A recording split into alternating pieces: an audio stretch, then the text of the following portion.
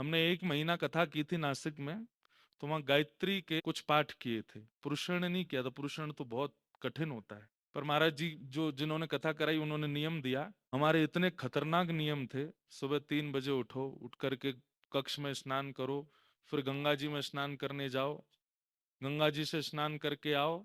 अच्छा, गंगा जी में भी ऐसे नहीं जाना है, कोरे वस्त्र पहन करके जाओ, तिलक स्वरूप लगा करके जाओ। गंगा जी में स्नान करके आओ, मौन रहना है, किसी का स्पर्श नहीं करना है।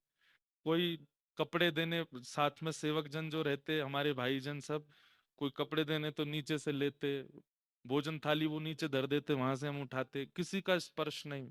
गीले वस्त्रों में ही आइए, आकर के फिर कम से कम 6,000 नाम करिए, 6,000 गायत्री करिए। गायत्री भी बड़ी, उसको माइक पे बोलना नहीं चाहिए, लोग बाग बोलते हैं, अपराध लगता है।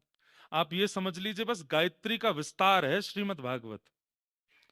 उस गायत्री को हम कैसे बोल सकते हैं माइक पर, कैसे बोल सकते हैं खुले स्वर में? वो अत्यंत गूढ़ है। श्रीमद् भागवत गायत्री का विस्तार है। तो गायत्री का पुरुषण हुआ, मतलब कुछ जाप किए, कितने किए ये बताना नहीं है। महाराज जी की आज्ञा हुई, दीप जला करके बैठो, गायत्री मैया की उपासना करो। और बैठ करके फिर करते हम। लगभग 4:30 बजे बैठते, 10 बजे उठते, सुबह दिन के 10, 10:30 बजे, तब वो जब पूर्ण होता है। उसमें भी महाराज जी ने नियम दिया, अगर पलक झपकी तो अब 1,500 हो गए, वो पलक झपक गई, नींद आ गई, तो फिर दोबारा से करना पड़ेगा, नहीं तो वो खंडित हो जाएगा। और नहीं, अगर अब मैंने पूछा महाराज जी अगर हम चोरी करके आगे करने लग जाएं, तो नींद आ गई, 1,500 हो गया, लेकिन फिर भी करने लग गए, तो बोले फिर उसका प्रतिफल अच्छा नहीं होगा।